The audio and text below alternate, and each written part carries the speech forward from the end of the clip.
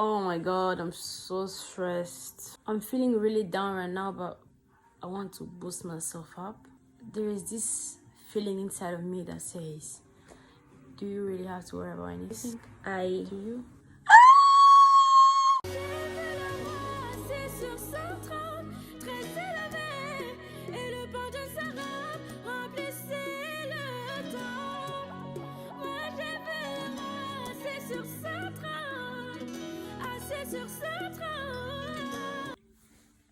So guys, today I would like to talk about being anxious, being stressed, being nervous, same thing. And also I'll talk about, as we proceed, I'll talk about in Christianity, the people who are, some people have to do more so they can be seen. We have these people in our community, in churches, anywhere, where they want people to see them doing something. They want people to see them doing this, preaching, singing, serving, But then, yeah, as you proceed, you will know exactly what I'm about to say, but I'm going to give you a hint, which is, we will know them by the fruit that they produce. We will know them by what they do, All right, straight to the video. Guys, sorry, I'll be doing my makeup as well as we proceed along. So guys, sorry, this background. Okay, so guys, this is a certain time where you feel really down. That feeling that you're a kind of person who makes other people feel good. But then when it reaches to yourself, your turn, you can't really do it, You know what I mean? You're feeling down that there's no one there to make you feel good. That was me today. I won't lie. At a certain point, I felt like, wait, hold up. Why am I feeling like this? Why am I feeling like this? Why can't I listen to my own advice? And I thought about it. I'm like, I tell people to do this and that, but when it's my turn, I start to cry. I start to feel like, I can't do it anymore. And so guys, I just thought about it and I'm like, I should talk about this. I need you to know that you're worth it. That it's okay. It's okay if you feel like you want to cry. It's okay to feel like you're tired, you can't do it anymore. Hey, this foundation is a bit light. Hey, it's my color, but it still feels a bit light to me. Oh, it is light. Yeah. So it's okay to feel like that. It's okay to cry, but it's not okay to give up. It's not okay to give up, guys. Think about it. Why would you give up? Guys, I would like to talk about the Bible. The Bible says in Philippians chapter 4 verse 6, it says, do not be anxious. Oh my goodness, this foundation is so light. Anyway, let's go. We're going to try to turn it back to black. The Bible says, do not be anxious over anything, but in everything, through prayer, let your request be known to God. They say, let your request be known, not cry. Oh, not give up. Just let your request be known to God. Personally, sometimes I feel like giving up. This foundation is looking so light, but hey. And then I remember why I actually need this. And then I think about everything and, well, I'll finally decide, you know what? I'm not going to give up. I'm going to do it again. And, at a certain point we feel like, see, God, I need to do this. If I don't do this, if I fail this, then I don't know what's going to happen to me. And here, you fail. Nothing happens to you. And you're like, oh, wow. Nothing happened to me. I mean, I can still go back. And I can still stand and go back for it. And that's how I felt today. And at a certain point, I felt motivated to just speak about this. I've always wanted to do this kind of video, like talking and well, that was not planned or anything. That's why I'm like kind of looking for something to say. But guys, just do not be anxious over anything. But in everything, let your request be known to God, to our Father. Let your request be known to Him. If you want this, let Him know. God, He knows exactly what we want. He knows our heart.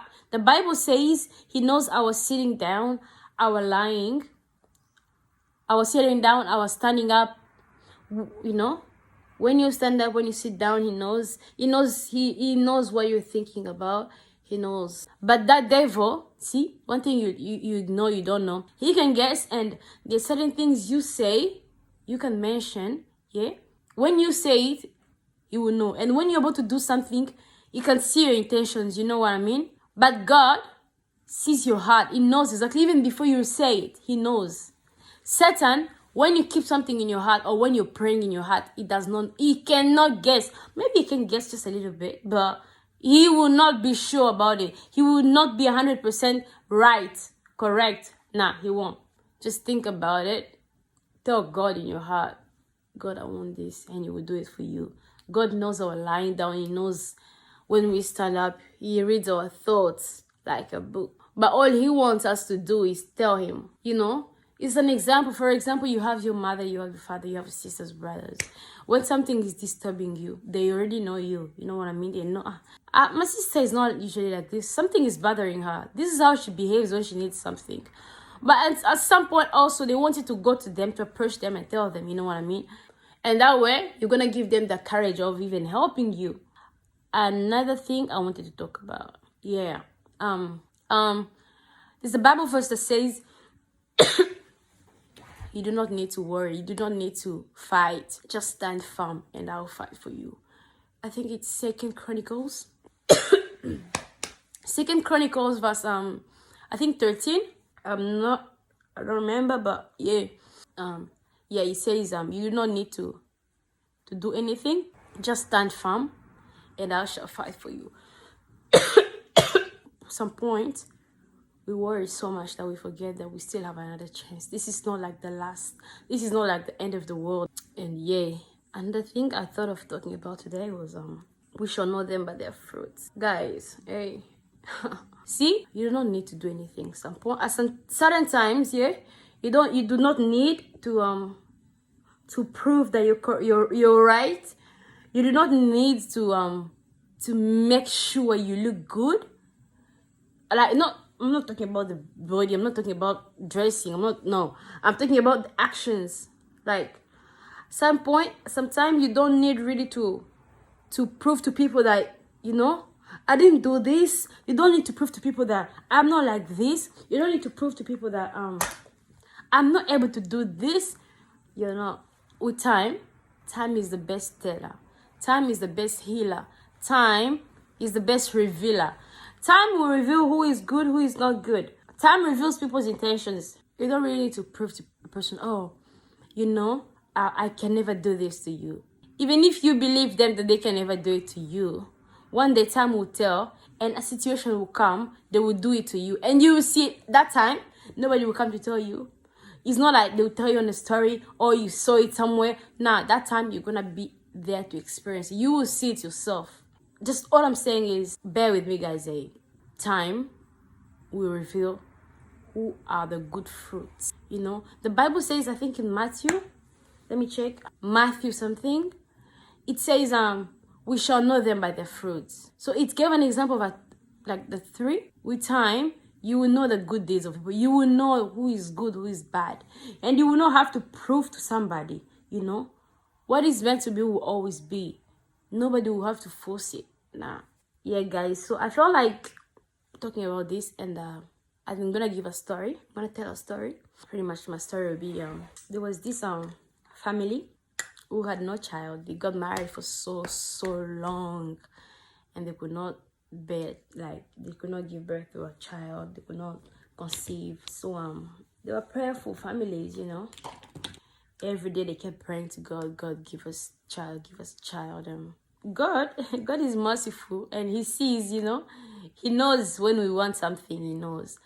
So they prayed. God blessed them with a child, a baby girl. You know, they were living in the village and stuff. So one day, so they went to the farm. So those 2, husband and wife, had a goat and a dog. In most villages, people usually have dogs to guide them, to help them for thieves and stuff. I assume that goat was producing milk for them. So she went to the farm with her husband, along with her child, and along with their dog and the goat. So the farm is like 5 meters, and then the woman had to put something down, a towel, and a piece of cloth, and the baby was sleeping, so they just put the baby down. And then they tied the goat's obviously neck. They tied the goat. Next was a tree which was there to allow the goat to eat while they're like doing the farm. They're like harvesting their crops, and the dog to watch like around against any thief, any animal, to protect the child. When they finished, it was time to go back home. They got ready. They got the crops. They reached the place where they laid the baby down. Guys, they found 3 babies. Wait, we only have 1 baby. How come we have 3 babies? And then they were all worried, you know what I mean? The dad said, do not worry, my wife. I know my daughter. My child has a sign on the ear here. Like, all right, no problem. Let's go and look for the child. They went, and then they were looking for the goat and the dog. They could not find the goat and the dog. So pretty much, the goat and the dog turned into these 3 babies. You know what I mean? But then, they could not differentiate which one is the baby and which one is the goat or the dog, because they all looked alike. The dad went to check the sign. The first baby had a sign. Sorry, guys, I'm shouting. The second baby had a sign. The third baby had a sign. So the dad pretty much said, my wife, don't worry. Let's take the 3 babies, go and raise them. But one day, we will surely find our daughter. And guess what, guys? The 3 babies grew up. They became big women. They were so beautiful. They ended up getting married, all 3 of them. Finally, there came a day when mom and dad wanted to visit their 3 daughters. They reached the first house. The first house. They entered the first house. Their daughter welcomed them very nice. She gave birth to beautiful children, a good husband, and she can cook. But surprisingly, the son-in-law pulled the father-in-law outside, and told the father-in-law, Papa, I love your daughter so much. But what surprises me is that whenever we cook vegetables and we throw the remainings, so the son-in-law said, surprisingly, whenever she cooks those, whenever I look in the bin, I always find her in the bin eating the rest of them. You know what I mean? The rest of the things. Mom and dad looked at each other. They're like, this is the goat. This is our goat. She's our goat. They went to the second house. They entered inside the house. Good son-in-law. Good wife. Good children. And guys, guess what? She can cook. She's raised her children very nicely. But surprisingly, the son-in-law pulls the father-in-law beside and told the father-in-law, Father-in-law, my wife is beautiful, my wife is good, she respects me, she's faithful, and she can cook. But what surprises me with her is that whenever we cook meat, I always find her in bin going for bone. You know what that means? Yes. Father and mother looked at each other. This is our dog. So guys, they went to the third house and last house. Guess what?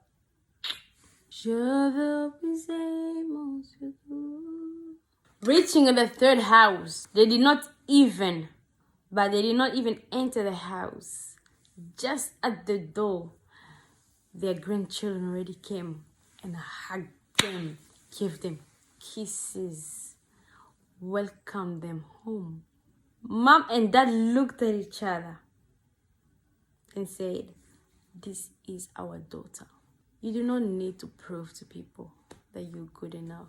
Time will prove that you're good enough. You do not need to prove to people that you're from God. Well, you do not need to prove to any person that, you're a good Christian. We all not perfect. God is expecting us to try to be perfect. But to people, people will mock you. People will say this and that about you. You do not need to prove to them that you're from God. Because I know for sure some people have doubt in you. They think this person is not a good influence. But don't forget, time will prove.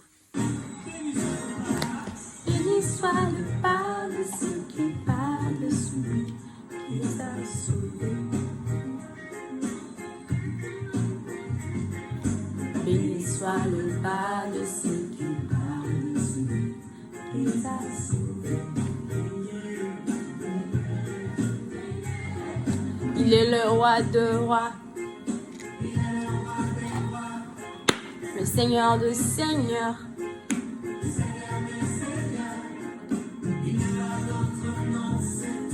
Dans le ciel, le nom de Jésus, Fils de Dieu, Jésus,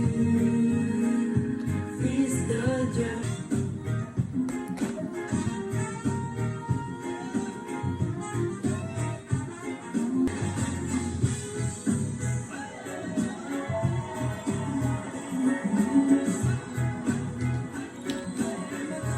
Don't forget that we shall know them by their fruits.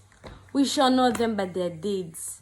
You don't have to force it. Nah. You don't have to do it so hard that they have to see you. Nah. Do it for God. There's this saying, there's this proverb that says in Lingala, in French, si c'est pour Dieu qu'on le fait, alors faisons-le bien.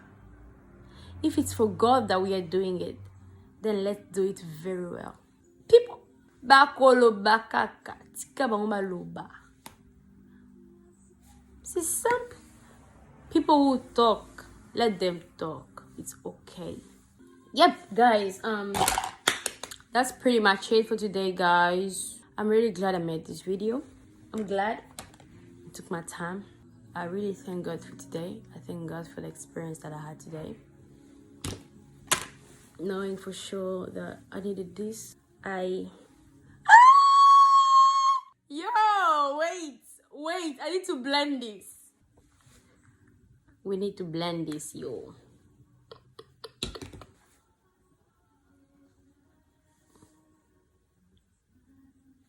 That's pretty much it for today, guys. Thank you to everyone who had the time to watch this video. Thank you for those who have subscribed. Thank you for those who have liked. Thank you so much for those who have commented as well. And for those who will share, thank you as well. And for those who have not yet shared, please share. Yeah, guys, so thank you. See you. Bye-bye.